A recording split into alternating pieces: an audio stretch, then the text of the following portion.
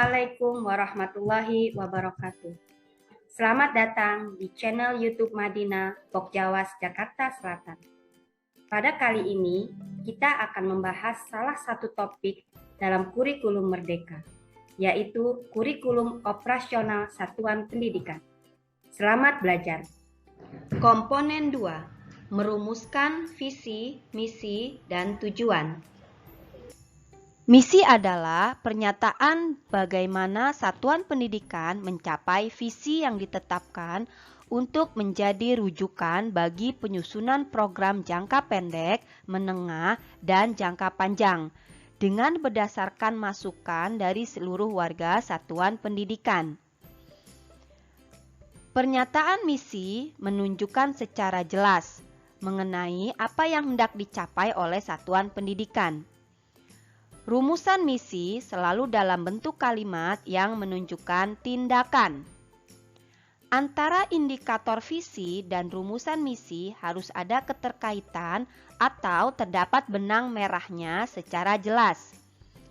Misi menggambarkan upaya bersama yang berorientasi kepada peserta didik.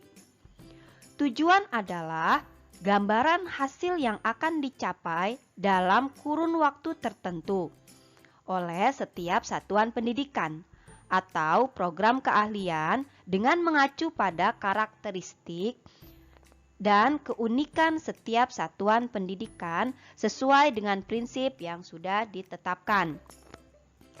Tujuan harus serasi dan mendeskripsikan misi dan nilai-nilai satuan pendidikan. Tujuan fokus pada hasil yang diinginkan pada peserta didik. Tujuan harus spesifik, terukur, dapat dicapai dalam jangka waktu tertentu. Tips membuat visi. Yang pertama, buatlah visi sesuai cita-cita satuan pendidikan dalam kata benda, dan buatlah indikator dari masing-masing visi tersebut. Kedua, lakukan penggalian harapan, cita-cita, atau impian terhadap satuan pendidikan dari segenap stakeholders satuan pendidikan. Ketiga, rumuskan visi dalam bahasa yang tegas, lugas, dan estetik. Kemudian tips membuat misi. Menjadi satuan pendidikan yang menginspirasi perubahan.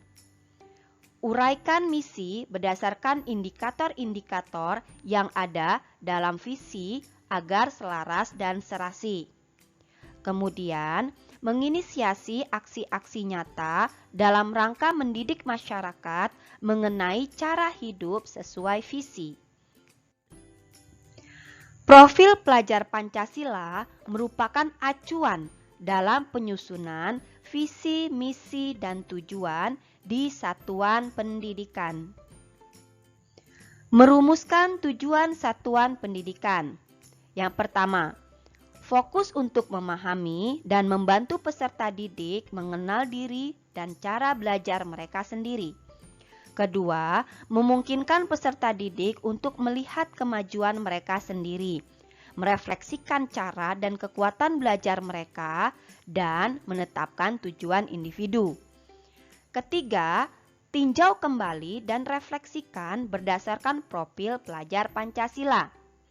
Sepanjang tahun, peserta didik akan berubah dan bertumbuh. Berikan ruang bagi peserta didik untuk merekam refleksi diri secara teratur. Terakhir, tujuan harus selalu merupakan perwujudan dari visi, misi, dan tujuan satuan pendidikan. Harus dapat mencerminkan karakteristik atau hasil yang akan dicapai oleh peserta didik. Praktik menyusun visi, misi, dan tujuan satuan pendidikan. Buatlah visi sebagai cita-cita yang ingin diwujudkan dalam 4-5 tahun ke depan. Contoh, Madrasah Teladan. Kata teladan adalah akronim dari terampil, berakhlak, demokratis, agamis, nasionalis. Visi tidak harus akronim. Contoh, madrasah mandiri berprestasi. Kemudian, rumuskan misi berdasarkan indikator dalam visi yang dituangkan dalam akronim atau bukan akronim. Indikator bisa dikembangkan lebih banyak. Misal, indikator terampil adalah terampil, praktis, dan aplikatif. Kita bisa mengambil 3 indikator atau salah satunya untuk dimasukkan dalam misi. Selanjutnya, rumuskan misi dalam kalimat yang menunjukkan tindakan sesuai indikator dalam visi. Contoh indikator terampil: menyelenggarakan pembelajaran yang mendorong siswa untuk terampil dalam mengimplementasikan kecakapan hidup, life skill yang dimilikinya, sehingga unggul dalam kompetensi global. Terakhir, rumuskan tujuan dengan fokus pada hasil yang diinginkan bagi peserta didik selaras dengan visi dan misi.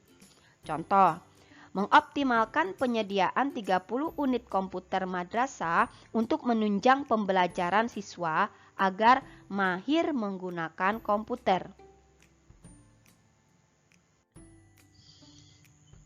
Contoh visi, misi, dan tujuan. Visi: madrasah teladan, terampil, berakhlak, demokratis, agamis, dan nasionalis. Misi: 1.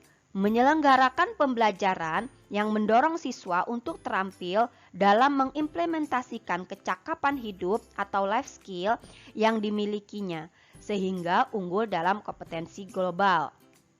Kedua, membiasakan kegiatan pengembangan akhlak mulia berlandaskan pada penguatan profil pelajar dan rahmatan lil alamin. Ketiga, menciptakan suasana pembelajaran yang demokratis, bertumpu pada kesamaan hak dalam pembelajaran, kebebasan mengembangkan potensi dan bakat, serta berkolaborasi dalam pembelajaran. Keempat, mengembangkan budaya sekolah dan kegiatan yang agamis agar peserta didik mampu berpikir dan bersikap berdasarkan nilai-nilai keimanan dan ketakwaan kepada Tuhan Yang Maha Esa.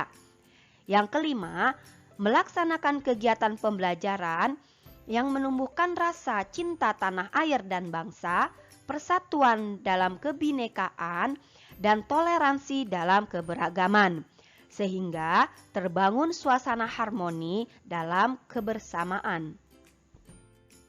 Demikian penjelasan tentang komponen 2 dalam kurikulum operasional satuan pendidikan. Kita akan melanjutkan ke komponen 3. Terima kasih. Wassalamualaikum warahmatullahi wabarakatuh.